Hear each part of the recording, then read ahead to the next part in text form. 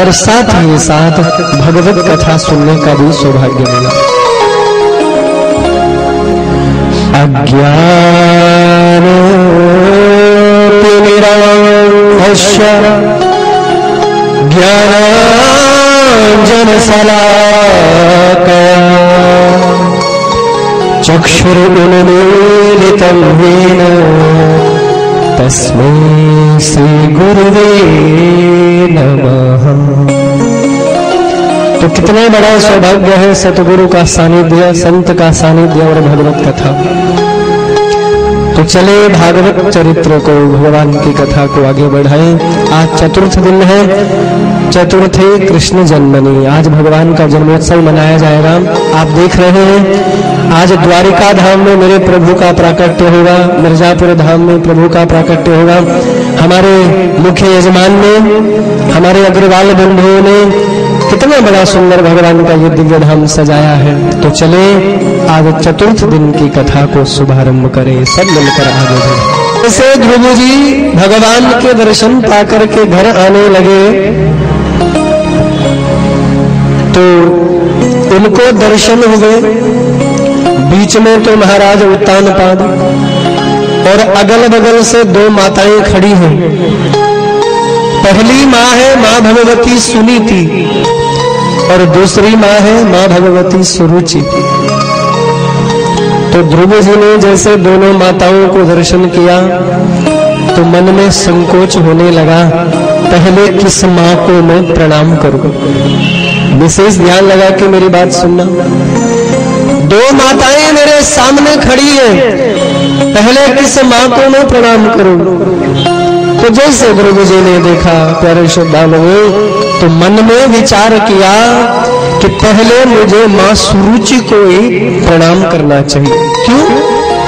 एक माँ ने खाली जन्म दिया और दूसरी माँ ने परमात्मा के चरणों तक पहुंचा दिया। तो माँ हमेशा वो बड़ी है जो अपने पुत्र को भगवान तक पहुंचा दे। इसीलिए सुरुचि की जैसे महान माँ बनना। अगर सुरुचि अपने पुत्र को हृदय से लगा लेती न प्यारे श्रद्धालुओं, तो ध्रुव कभी भी भगवान को नहीं पाते। इसलिए ध्रुव जी ने सर्वप्रथम माँ सुरुचि को प्रणाम किया। 36,000 वर्षों तक राज्य किया और मृत्यु नहीं आई। आह, बड़ा अद्भुत प्रसंग। दुनिया में जो आता है उसकी मृत्यु अवश्य होती है, लेकिन भगवत प्राप्ति जो कर लेता है, भगवान को जो पा जाता है, उससे मौत भी घबराती है। ध्यान देना मेरी बात पर। मृत्यु से तो सब लोग डरते हैं, लेकिन मृत्यु उससे डरती है जो भगवान को पा जाता है। इसलिए मृत्यु घबरा रही है ध्रुव जी के पास आने के लिए। अंत में ध्रुव ने मौत के माथे पर चरण रखा और श्री ध्रुव लोक को गए। तो ध्रुव चरित्र हमने कल सुना। ध्रुव जी की पत्नी का नाम है भ्रमी। विशेष बात कह रहा हूं, ध्रुव वंश आगे बढ़ा। ध्रुव जी की पत्नी भ्रमी से उनके 2 पुत्र हुए। चतुर्थ स्कंध में आया कि बड़ा वाला पुत्र है वत्सर और छोटा वाला पुत्र है उत्कल। वत्सर तो बैरागी बन गया और प्रसंग मिला कि उत्कल से ध्रुव वंश आगे चला। ध्रुव जी के वंश में अनेक प्रतापी राजा हुए और उन प्रतापी राजाओं में महाराज अंग सर्वोपरि थे। महाराज अंग, एक बात कहें आपको, ये जरूरी नहीं है कि पिता सदाचारी हो और उसका पुत्र भी सदाचारी ही होगा। जरूरी नहीं है। या पिता दुराचारी है तो पुत्र भी दुराचारी ही होगा, नहीं। अरे भैया, ये कर्मों की गहन गति है। जो जैसा कर्म करेगा वैसे उसके आचरण और विचार भी होंगे। हिरण्यकश्यप को देखिए, स्वयं तो राक्षस है और घर में ऐसा देवता हुआ, प्रहलाद जैसा देवता घर में। अब राक्षस के घर में देवता, बताइए। अब बिल्कुल वैसे ही महाराज अंग तो बड़े प्रतापी हुए, स्वयं देवत्व को प्राप्त हुए, लेकिन घर में जो संतान हुई वो राक्षस पैदा हुआ, राक्षस। तो इस महाराज अंग के पुत्र का नाम भागवतकार कहते हैं पापी वेन। पापी वेन ने क्या किया? न यस्तव्यं न दातव्यं न होतव्यं द्विजा क्वचिद। कोई दान नहीं देगा, कोई जप नहीं करेगा, कोई तप नहीं करेगा, कोई साधना नहीं करेगा, कोई भजन नहीं करेगा। भैरी घोषेण सर्वथा, चारों तरफ घोषणा करवा दी। अब बताइए धर्म को कोई बंद करवा सकता है? बताइए।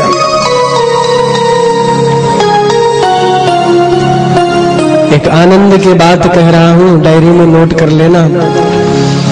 धर्म को यदि मिटाने की सोचोगे तो धर्म हमें ही मिटा देगा मेरे भाई भाई। धर्म को बंद करवाने की सोचोगे तो धर्म हमें मिटा देगा, धर्म हमें समाप्त कर देगा। और धर्म को यदि बढ़ावा दोगे तो धर्म भी हमें बढ़ाएगा, धर्म भी हमें उस परम पद तक पहुंचाएगा। इसीलिए मेरी व्यास रानी प्रार्थना करेगी कि आप सभी लोग कभी भी धर्म का विरोध मत करना। कथा करने से क्या होता है, कथा सुनने से क्या होता है? अरे सारा आडंबर है। जो लोग ऐसा कहते हैं मेरे भाई, उनको 50 बार सोचना चाहिए। भगवान का और धर्म का कभी विरोध मत करना, और जो विरोध करेगा धर्म उसको समाप्त कर देगा। रावण भी यही कहता था मेरे भाई, बड़ा सुंदर था। रावण भी कहता था क्या होता है धर्म करने से, क्या होता है यज्ञ करने से? अरे जिस धर्म ने उस 10 मुख वाले रावण को नहीं छोड़ा, तो हम और आप फिर किस खेत की मूली है? सोच लो, विचार करो। इसलिए मेरे भाई, धर्म का साथ अगर दोगे तो धर्म हमें बढ़ाएगा, और धर्म को मिटाने की अगर सोचोगे तो धर्म हमें ही मिटा देगा, हम ही मिट जाएंगे। बस ये सूत्र है कथा का, डायरी में नोट कर लेना आज चौथे दिन। और जाकर के याद भी करना, जब हम यहाँ से चले जाएंगे ना, उसके बाद याद भी करना कि उत्तराखंड से कोई संत आए थे, प्रसाद जी। वो याद करना वो बात को कि धर्म का साथ अगर दोगे तो परमात्मा हमें उस मुकाम तक पहुंचाएगा। मेरे नीरज भैया की मुझे एक बात बड़ी सुंदर याद आ रही है, एक बात बताऊं आपको। उन्होंने वैसे कहा नहीं, मैंने उनको बताया नहीं कि मैं कहूंगा, लेकिन ऐसे ये सब बातें ज्ञानप्रद होती है, ये सब चीजें शिक्षाप्रद होती है। मुझे एक बड़ी सुंदर बात, परसों मेरे साथ बैठे तो कह रहे थे कि गुरुदेव मुझे परमात्मा पर बड़ी आस्था है। और जब आस्था है मेरे भाई, तभी तो इतना कुछ दिया है भगवान ने। बताइए, इतनी सुंदर मति दी है भगवान ने। अब जिस पैसे वालों की कमी नहीं है धरती पर। इस मिर्जापुर में भी मैं समझता हूँ पता नहीं कितने कितने बड़े बड़े पूंजीपति लोग हैं, लेकिन आज सुमति के कारण, इनके सद आचरण के कारण इनकी लक्ष्मी का सदुपयोग हो रहा है। कितना बड़ा सौभाग्य मेरे प्रभु ने दिया। तो प्यारे श्रद्धालुओं, धर्म का साथ दीजिए, धर्म का विरोध कभी मत करिए। तो पापी वेन ने क्या किया? न यस्तव्यं न दातव्यं न होतव्यं द्विजा क्वचिद। कोई यज्ञ नहीं करेगा, कोई जप तप नहीं करेगा, कोई साधना भजन नहीं करेगा। ओह, जैसे मेरे भगवान ने देखा इस पापी का ये भयानक स्वरूप, तो ब्राह्मणों के मुख में बैठे और ब्राह्मणों ने इस पापी को श्राप दे दिया, जा पापी, तो धर्म को मिटाना चाहता है, जा तो ही समाप्त हो जाएगा, ये हमारा श्राप है। तो जैसे भगवान ने श्राप दिया, इस पापी का मृत्यु हो गई, उद्धार हो गया। जैसे उद्धार हुआ, इसका मौत हो गई। अब अराजकता फैल गई। ध्यान देना मेरी बात पर।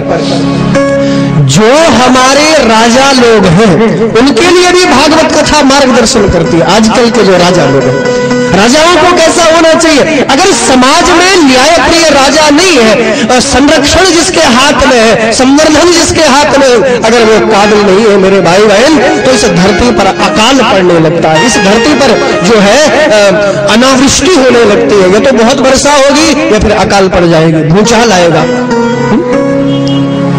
तो जो हमारे राजा लोग हैं, जो हमारे चुने हुए प्रतिनिधि लोग हैं, उनको भी सन्मार्ग पर चलना चाहिए, भागवत कथा कहती है। और अगर कोई वर्चस्वशाली राजा नहीं है ना मेरे भाई, और मुझे अरस्तु की एक बड़ी सुंदर बात है, मैंने अरस्तु की जो राजनीतिक पुस्तक थी मैंने देखी थी एक बार, तो अरस्तु राजनीति के विषय में जब चर्चा करता है, टीका लिखता है, तो अरस्तु कहता है कि राजा को सबसे पहले न्यायप्रिय होना चाहिए, धर्मप्रिय होना चाहिए। राजा अगर न्यायप्रिय है, धर्मप्रिय है, तो वो प्रजा का उत्थान होता है, और राजा अगर न्यायप्रिय नहीं है, धर्मप्रिय नहीं है, तो प्रजा का और राजा का पतन हो जाया करता है। तो इसलिए मेरे भाई ऐसे राजा को चुने, ऐसे जो हमारे प्रतिनिधि हैं, ऐसों को चुने जो धर्मप्रिय और नीति प्रिय लोग हैं।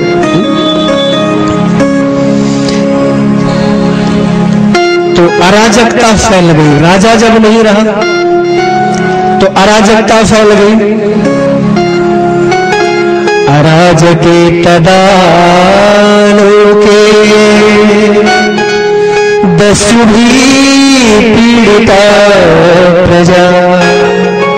जब अराजकता फैल गई तो भागवत कथा के चौथा स्कंद में आया है कि अराजकता फैलने के बाद दस्यु लोग बढ़ गए। दस्यु यानी कि चोर लोग, लफंगे लोग, गुंडे लोग, बदमाश लोग। कारण क्या है? क्योंकि अराजकता फैली हुई है मेरे भाई। जो शासन करने वाले जो लोग हैं, राजा लोग जो है, वो स्वयं ही जब स्वयं ही उस पाप से ग्रसित है तो दूसरे को क्या मनाही करने के लिए, बताइए।